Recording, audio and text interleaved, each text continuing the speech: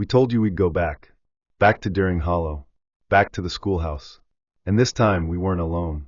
2 months after the disappearance of the 3 YouTubers, a private investigative team was sent in, equipped with military-grade radios, body cams, thermal drones, and backup power units. The goal?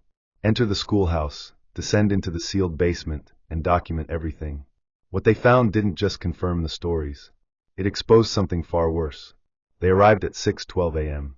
Fog covered the streets like a blanket. From the outside, the school looked ordinary, just another abandoned building. Graffiti. Broken windows. But the moment they stepped inside, their equipment started failing. Not instantly, but gradually. First the drones lost their GPS lock. Then the body cams began glitching, colors bleeding into static. But the audio kept recording. What we're about to share comes from that audio. And a single journal recovered from the scene. At exactly 6:43 a.m., the team discovered the hatch to the basement, behind a false chalkboard in classroom 4B. The board itself was bolted to the wall, but behind it was a steel door. Welded shut. The weld marks weren't old. They were recent. Fresh. As if someone had tried to seal it from the inside. But the team had cutting tools. They opened it in under 30 minutes. What was behind it was not a basement. It was a tunnel. Narrow. Stone walls. Damp. Sloped downward. No markings. No support beams.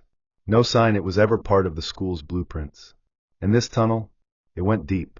The temperature dropped by 20 degrees within 50 feet. One team member, Officer Daly, began coughing. He said the air felt too thick. He wasn't wrong. They reached a chamber at the end, roughly 20 by 20 feet. At the center was a wooden chair, nailed to the floor. Leather straps on the arms and legs. A head restraint, like something out of a torture chamber. But it wasn't that. Not exactly. Because what was nailed to the wall behind the chair changed everything. It was a map. A detailed, hand-drawn map of Deering Hollow. But not just the streets and houses. This one included underground paths, tunnels, chambers, rooms labeled with words like observer room, hosting hall, and feeding bay. Most disturbing of all, one room was marked in red ink, with a name, Emily Lark. At this point, Officer Daly began panicking. He kept saying someone was breathing in the walls, that he could feel them moving just beyond the light. The team decided to head back. But they couldn't. The tunnel entrance was gone. Vanished. No collapse. No debris. Just smooth stone where the doorway had been. Then the whispers began. Barely audible. Just beneath the range of comprehension. They filled the chamber like a rising tide. One team member vomited. Another began screaming. And then, every light went out. Total darkness.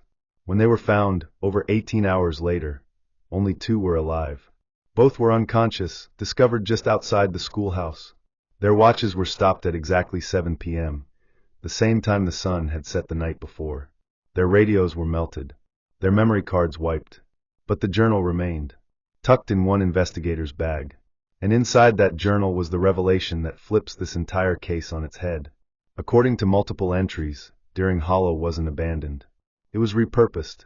In the early 1980s, a government contractor named IonTech Solutions partnered with private defense research groups to conduct social void experiments. The town was emptied, not because of economic collapse, but as part of a classified evacuation. Why? Because something was found under the town. A structure. Not man-made. Not natural. A geometric cavity filled with symbols no one could translate. IonTech called it the core, and their job wasn't to destroy it. It was to study it. The journal described tests involving sound deprivation, isolation trauma, and environmental manipulation. Volunteers were brought in. None left. The ones who survived long enough to be studied developed the same symptoms: hypersensitivity to sound, inability to sleep, and eventual visual hallucinations described as familiar figures doing unfamiliar things. It gets worse. The figures in the windows, the woman in white, the voices from nowhere. According to the journal, they're constructs, fragments of the minds trapped in the town. Memories projected by the core. Echoes turned predators. They mimic what you fear, what you remember, what you love. And when you respond, when you believe, when you engage, it feeds. That's what Emily Lark was. Not a ghost. Not a person. But the first successful mimic. Which explains one last thing. A file found buried at the back of the journal. A photograph. Dated 2022. Months before the YouTubers vanished. It showed one of them, Emma Ridge, in the center of town. But here's the thing, she'd never been there before. Never set foot in Deering Hollow. Not until the day she disappeared. And yet, there she was. Smiling. Holding a red balloon. Standing beside Emily Lark.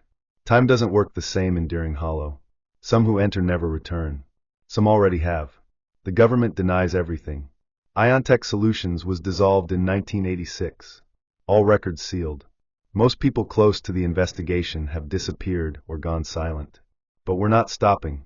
Because this story isn't over. Not even close. In the next episode, we speak with the only surviving resident of Deering Hollow, now institutionalized, who claims the town still visits her in her dreams. She says the core never let her go. That it's inside her now. Waiting. Growing. And she told us something else. Something we haven't said publicly until now. When we asked her what the core wanted, she looked straight into the camera and whispered, "You."